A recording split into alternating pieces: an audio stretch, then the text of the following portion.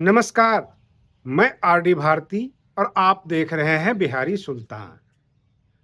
हुकूमत कितना एहसान करती है, आंखें छीन लेती है और चश्मा दान करती है।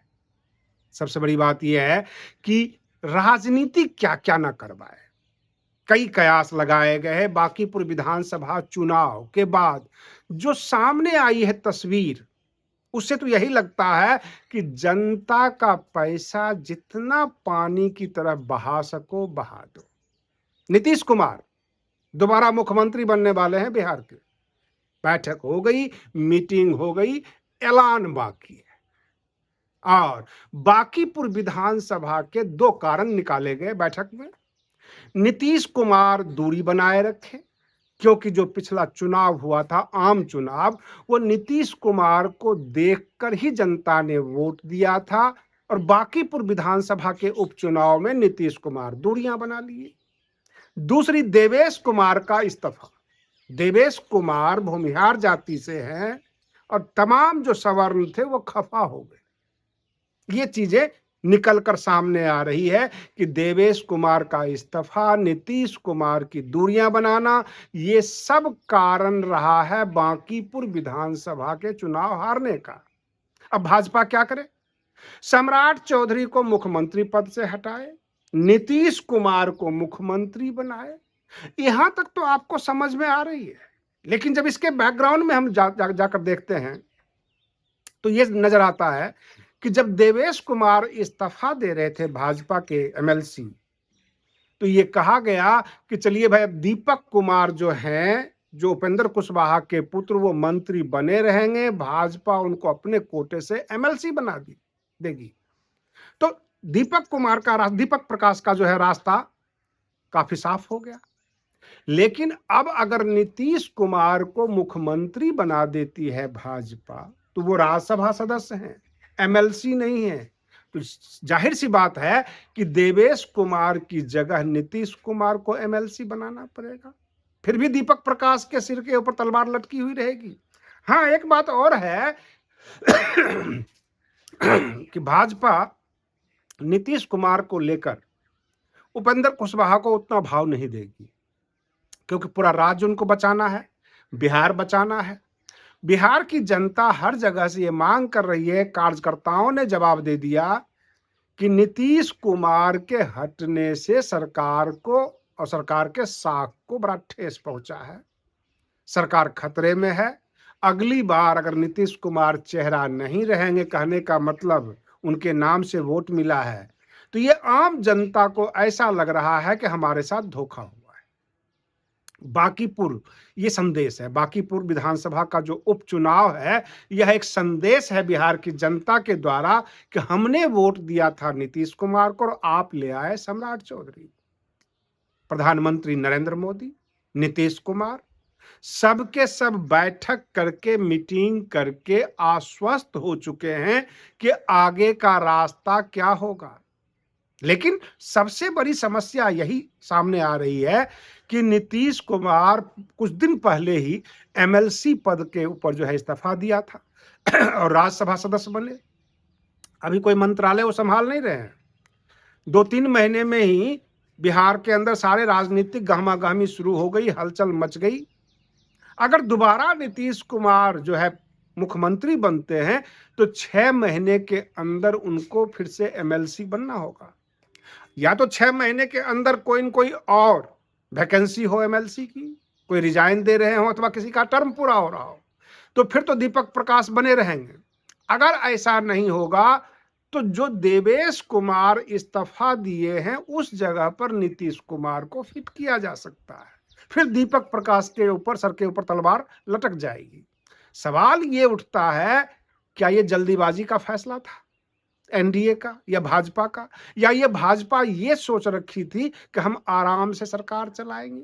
जितने भी विपक्ष के नेता हैं, चाहे वो तेजस्वी यादव हों अथवा हम ये कह सकते हैं कि अब प्रशांत किशोर, सबकी एक ही मांग, सब एक ही बात बोलते थे कि अच्छी छवि के नेता को मुख्यमंत्री बनाइए। सम्राट चौधरी के ऊपर आपराधिक मुकदमे रहे हैं, बहुत तरह के उनके साथ विवाद है, जिसको विपक्ष हथियार बनाती है और भाजपा असहज हो जाती है। अब एक कारण मिला है बांकीपुर विधानसभा का उपचुनाव की हार, और इस हार के कारण को बताते हुए सम्राट चौधरी को साइड करके नीतीश कुमार को लाया जाए। अगर नीतीश कुमार मुख्यमंत्री होते तो बांकीपुर विधानसभा चुनाव का सीन कुछ और हो जाता। कारण कि लोगों को सीधे तौर पर उंगलियां उठाने का कोई मौका नहीं मिलता। रही बात ये कि राजनीति है, लोग कह रहे हैं कि सवर्ण समाज खफा हो गया क्योंकि देवेश कुमार का इस्तीफा हो गया। कहने का मतलब एक खास जाति को आप टारगेट कर रहे हैं। ये बातें कई मतलब 6 महीने से या यूं कह लीजिए सालों से ये चल रहा है कि भाजपा के ऊपर उंगलियां उठ रही है कि सर्व समाज को आप टारगेट करते हैं, जैसे कि यूजीसी कानून और बहुत सारी चीजें। रही बात ये कि भाजपा सत्ता में है, सरकार में है, वो केवल सर्व समाज को ही टारगेट नहीं करती, कई बार आरक्षण के मुद्दे को भी लेकर बैठ जाती है। बहुजन समाज भी उनसे परेशान है। अब बिहार के जनता के सामने एक प्रश्न यह भी है कि सम्राट चौधरी के कार्यकाल के बाद और उससे पहले, यानी जब नीतीश कुमार का कार्यकाल था, क्या बदलाव आया है? क्या परीक्षाओं की स्थिति सुधरी है? क्या कुछ वैकेंसियां दे दी गई सम्राट चौधरी के आने के बाद? अथवा मकानों का ध्वस्तीकरण, अवैध जो है मकान गिराना, सड़क को साफ करवाना? कहने का तात्पर्य यह है कि सम्राट चौधरी की शिकायतें तो हमने सुनी आम जनता से।